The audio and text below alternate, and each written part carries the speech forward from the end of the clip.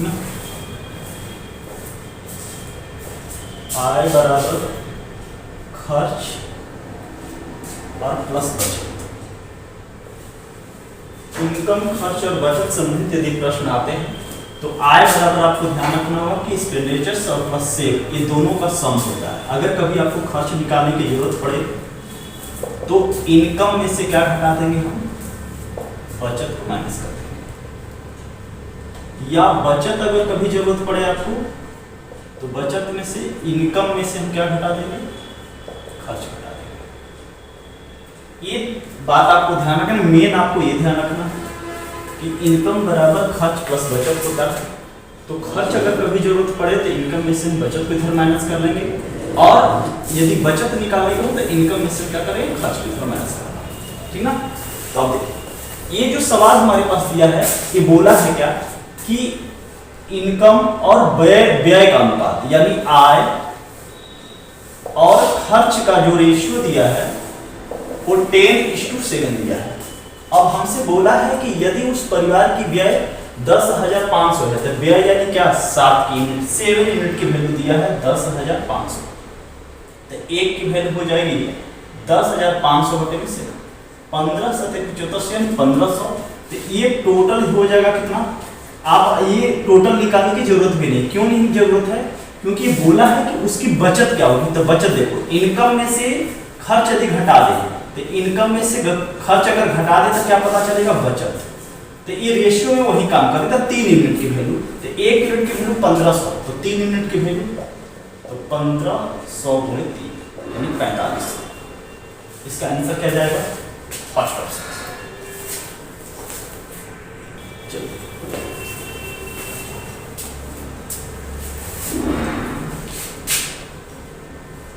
देखा जाए दूसरा क्वेश्चन। नेक्स्ट ये बोला है कि 3 की पावर x माइनस 3 की पावर x माइनस 1 बराबर है 18। हमसे पूछा x के पावर x, तो कैसे निकालेंगे, यहाँ पे देखिए 3 की पावर x अगर हम कॉमन लेते हैं तो यहाँ बचेगा 1, यहाँ पे अगर हम करें 3 की पावर x मल्टीप्लाइड बाय 3 की पावर माइनस 1 बराबर कितना 18 होगा। तो 3 की power x multiplied by 1 minus, यहाँ पे अगर 3 की पावर x कॉमन अगर ले ले हो तो इसे हम लिख सकते हैं 1 बटे क्या 3। कैसे हमने लिखा, तो हम जानते हैं कि a की पावर माइनस m बराबर होता है 1 बटे में क्या a की पावर m से, यानी घात का चिन्ह अगर गुणा से भाग में और भाग से अगर गुणा में ले जाते हैं तो घात का जो चिन्ह होता है वो चिन्ह होता है। तो हमने एक के बदले लिखे या ना लिखे कोई मतलब, बराबर कितना 18।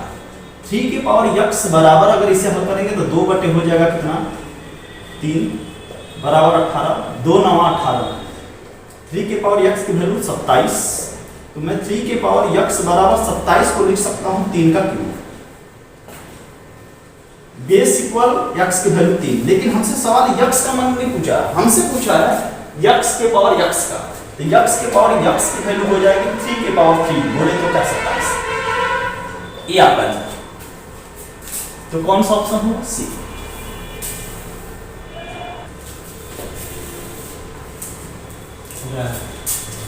अगला सवाल देखिए आपका ये है कि एक कोण उसके संपूरक कोण का 1/5 है, तो कोण का मान क्या होगा। देखिए कोई कोण मान लीजिए आप थीटा, कोई कोण थीटा, इसका समपूरक यानी सप्लीमेंट्री एंगल तो 180 माइनस थीटा होगा, क्योंकि समपूरक क्या होता है, दो कोण वैसे होना चाहिए दोनों का सम क्या होना चाहिए 180।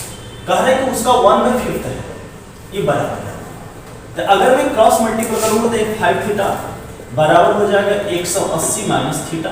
थीटा को अगर देखो तो 6 थीटा और 6 थीटा बराबर 180, तो थीटा की वैल्यू हो जाएगी 30। हमसे पूछा कोण का मान, तो कोण का मान कितना हो जाएगा 30 डिग्री। लेकिन ये ध्यान रखिएगा कि अगर यहीं से पूछे कि उस कोण का समपूरक तो 30 डिग्री नहीं बोलेंगे, कोण का समपूरक हो जाएगा 180 माइनस 30 बोले तो 150। अगर यही पूरक पूछ देता उस कोण का पूरक कोण, उस कोण का पूरक कोण तो 90 माइनस 30 कर देते यानी 60 कर देते। लेकिन ये पूछा है कि कोण का मान ही पूछा है, इसका मतलब कि थीटा कहीं यानी कोण हो वो माना हो, मैं थीटा माना हो, तो ये 30 डिग्री की सवाल। चलिए अगला सवाल देख लीजिए, उसी कोण और कोटिपूरक कोण से ही है। बोला है कि कोण ज्ञात है और एक का ये पूछा हुआ 2011 का क्वेश्चन है।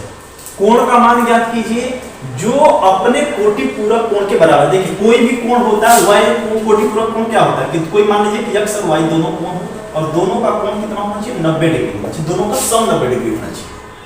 यानी x ले ले y, जैसे आप अपने से कुछ भी ले सकते हैं, 60 ले लीजिए 30 ले लीजिए, दोनों का सम 30 है। तो ये 60 का पूरक 30 है, 30 का पूरक क्या है 60। अगर मैं कहूं कि 70 है तो ये कितना होना चाहिए तो 20 होना चाहिए, ये 50 है तो कितना होना 40 होना चाहिए। तो अब सवाल हमसे देखो पूछा है कि कोण ज्ञात कीजिए जो अपने कोटि पूरक कोण के बराबर है। तो जैसे मान लीजिए अगर मैं बोलूं कि 50 का अगर कोटि पूरक तो बोलेंगे का पूरक कोण क्या बोलेंगे आप, तो आप बोलेंगे 40 है, 40 है। तो उसी तरह का कोटि पूरक कोण के बराबर है। तो अब जब सम अगर 90 है तो ये देखो पहला 90 तो 90 में से अगर 90 घटाएंगे तो 0 हो जाएगा, कोई मतलब नहीं। ये देखिए 60 को अगर मैं घटाऊं तो 60 का पूरक कोण हो जाएगा 30, 45 का पूरक कोण 45, यानी 45 यही तो कह रहा है कि कोण का मान ज्ञात कीजिए जो कोटि पूरक कोण के बराबर है। यानी जो कोण का अगर मैं मान लूं उतना ही उसका कोटि पूरक कोण होना चाहिए। इसका मतलब कितना डिग्री होगा 45, 45 होगा, इसका मतलब 45 डिग्री।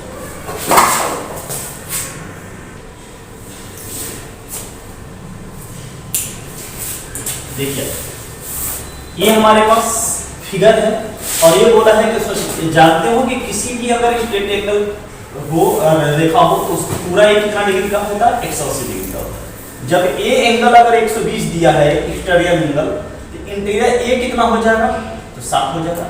कैसे तो 180 में से 120 घटा देंगे।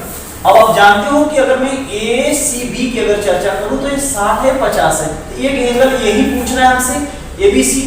तो जब ये 60 है 50 है त्रिभुज के तीनों अंतः कोणों का योग कितना होता है 180 डिग्री होता है। तो जब ये 60 है 50 तो 60 और 50 मिलकर 110, 110 बन गया तो ये कितना बनेगा 70 डिग्री। बस बात खत्म।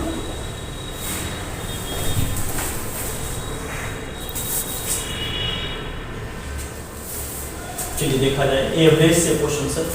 सवाल बोला है कि 10 का एवरेज जो है हमारे पास 30 है, 10 का एवरेज 30 है, ये एवरेज दिया हुआ है। एवरेज ये 30 है। अब देखिए ध्यान से, जब 10 का एवरेज बता रहा है, 10 संख्या का जो एवरेज 30 है, हमसे बोला है कि दो नंबर यानी जैसे 15 और 23 की जगह पे लिख दिया है 51 और 32, यानी सही नंबर हमारे पास ये होना चाहिए, लेकिन गलती हुआ है उससे 51 और 32 दे दिया। तो सबसे पहले ये देख ले हम कि वो गलती हुआ है तो हमें नंबर ज्यादा मिला है कि कम मिला है।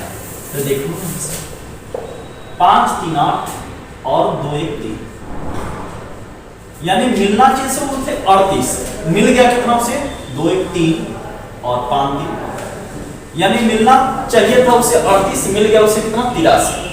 ये नंबर ज्यादा मिला कि कम, यानी देना चाहिए तो उसे 38 दे दिया हमें 83, और इसी 83 पर निकाला है एवरेज तो आया है 30 10 संख्या का।